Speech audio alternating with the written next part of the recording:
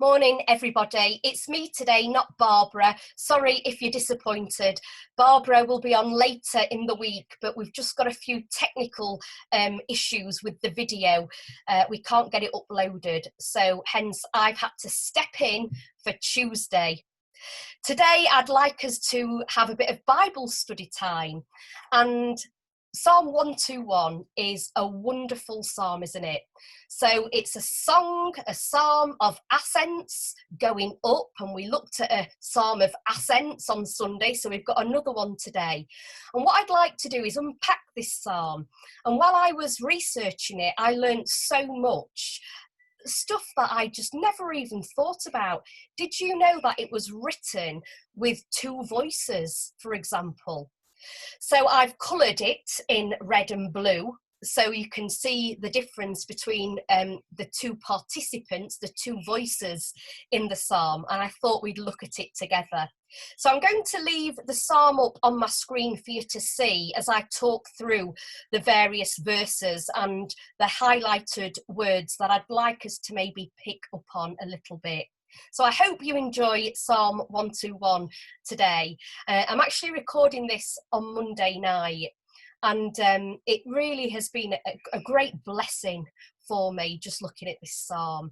As I say, one of my favourite psalms, and I'm sure for many of you, you've got really, really strong emotional ties to when you've heard it. It's often used at funeral services. Why?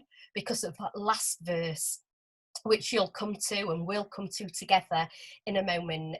So I'll put my screen share on and hopefully it will work and we'll unpack it. There you go, Psalm 121. I lift up my eyes to the hills. From where will my help come? My help comes from the Lord who made heaven and earth. He will not let your foot be moved. He who keeps you will not slumber. He who keeps Israel will neither slumber nor sleep. The Lord is your keeper. The Lord is your shade at your right hand. The sun shall not strike you by day, nor the moon by night. The Lord will keep you from all evil. He will keep your life. The Lord will keep your going out and your coming in from this time on and forevermore. Amen. Right, let's unpack it a little bit. Psalm 120 to 134, this is a group of psalms which are called the songs of ascents, the psalms of ascents, which basically means to go up. All these songs are about a movement upwards. And if you were going to Jerusalem back then, and Jerusalem today, it's not changed its location, it is still on top of a hill, you would have to literally go up to Jerusalem, and you might be a pilgrim and you would be working your way up the hills to go and see people you've not seen in months, to celebrate the various Jewish festivals. And there's every possibility and probability actually that as you were ascending up the mountain to get to Jerusalem to worship God, you would be singing these psalms as you went. And I can just imagine people just talking, listening to the psalm being sung, joining in together corporately, singing these words of wonderful assurance. Now, some other scholars suggest that these psalms, so 120 to 134, each psalm would be sung on the steps as you were going into the area of the temple known as one of the courtyards. And they get that idea from Ezekiel 40 verse 6. They also get it from what's called the Mishnah, and that is a collection of really, really ancient rabbinic texts. And that stated that there were 15 steps that led up to the courts of the Israelites, and each one corresponds with a psalm. So each step, one of the Levites would sing one of the psalms. And it did make me wonder whether we ought to start doing that. I suppose it depends on how many steps you've got going into your church, doesn't it? Can you imagine a psalm on every step? I'm for it if you are. Let's go to Psalm 121, shall we? So this is the second song of the Ascents, and it's an individual hymn of thanksgiving. I've mentioned it could be sung on the mountains as you're heading up to Jerusalem. It could be sung on the steps as you're going into this very, very special place in the temple forecourt. And as this has been sung, the hills are in view, the hills and the mountains. And this idea that God is guiding the very feet of the people who are using their voices to sing this song. And I've coloured it in two different colours because there are two voices in this psalm. An individual singer who states firm trust in the Lord, and then a respondent who assures the singer that the Lord indeed will do what he says, guard the singer. So it's divided up into two sections or two corresponding voices.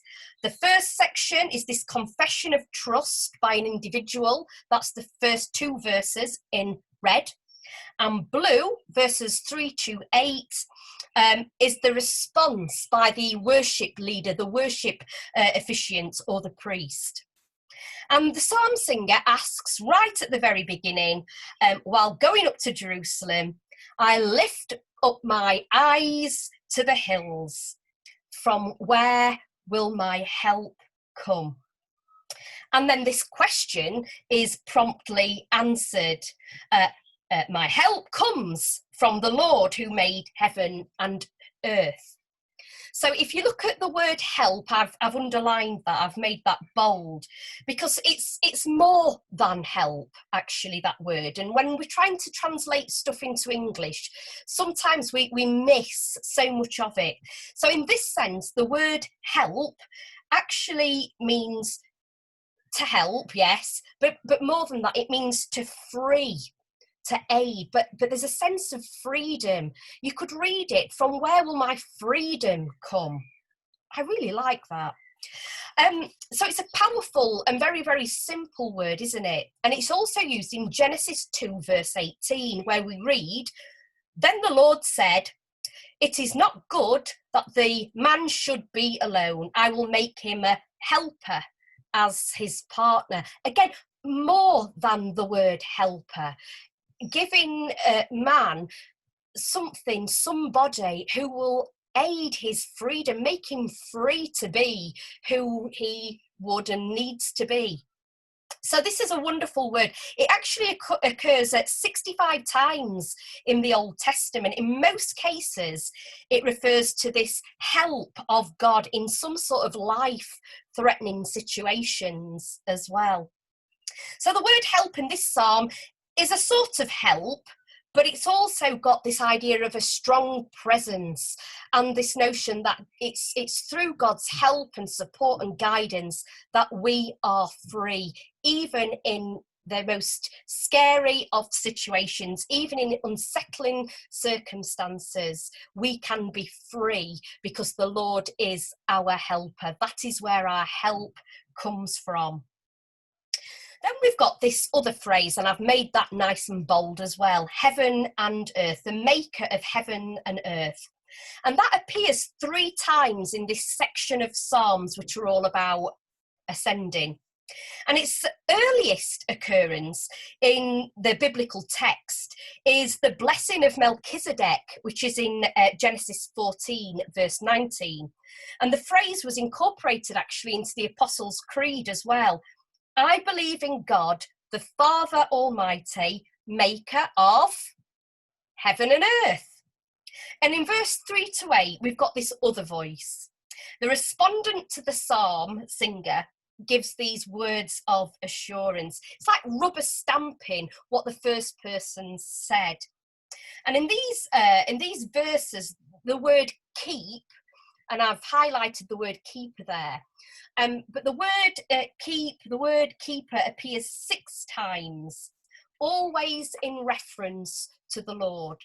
So while the psalm singer refers to the Lord as my help, the respondent refers to the Lord as the one who keeps. And the word keep in this situation, you've guessed it, it's more than keep. It's got a real depth to it, to protect, to guard, to watch over, to take care of. So it actually broadens that word out, doesn't it? The respondent then declares that the Lord will not slumber and will not be asleep, and that's verses 3 and 4. Now, in other places in the books of Psalms, the psalm singers call on the Lord to wake up. Have you ever seen that? Psalm 7, Psalm 35, Psalm 44, Psalm 59. And this is kind of like a response, really, to that. Remember, Psalms are, they're a picture of our emotions. They're written about how we might sometimes feel. Now, at the time when this was written, there was lots of images of sleeping gods or sleeping deities. This kind of image was very popular in the ancient texts in the ancient Near East. So the words of Psalm 121 are actually in contrast to that. Actually, this psalm is saying that God doesn't sleep, he's not sleeping, he is paying attention to the cries of his people, absolutely.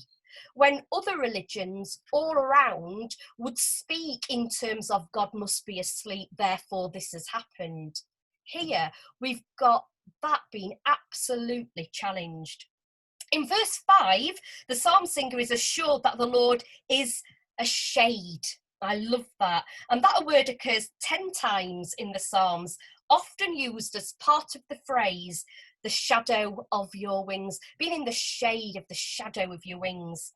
And in verses 6 and 7, the psalm singer receives further assurance that neither the sun in the day nor the moon by night will strike.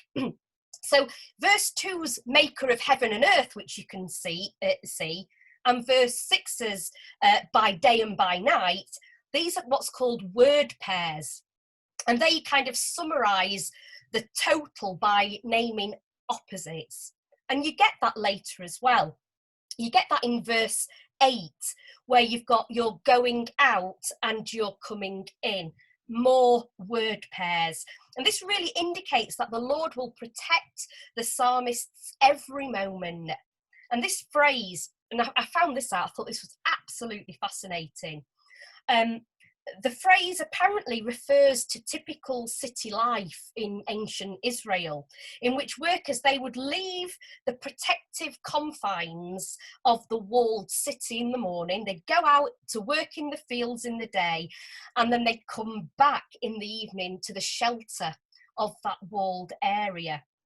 So you've got that notion of going out and coming back in, and you've been protected on your journey out and in.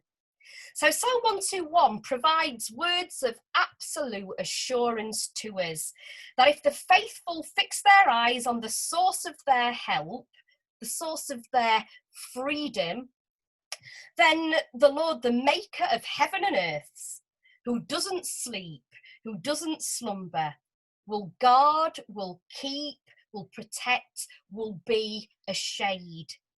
And if we take our eyes off the source of our assuredness, when we look to other hills and other mountains and other things, then actually the mundane, the ordinary, the stuff which we have no control of, the sun, the moon, other things, malicious things in life, then that kind of stuff that's out of our control will strike us. We will not be in the right frame of mind to respond in all our freedom that the Lord gives us. So we need to keep our eyes fixed on God, don't we? And as it says in Hebrews 12, verse 2, let us keep our eyes fixed on Jesus, on whom our faith depends from beginning to end. Remember what I said about word pairs. He did not give up because of the cross. On the contrary, because of the joy that was waiting for him, he thought nothing of the disgrace of dying on the cross, and he is now seated at the right hand, at the right side of God's throne. I learned a lot by reading that psalm, and I shall never read it the same way again.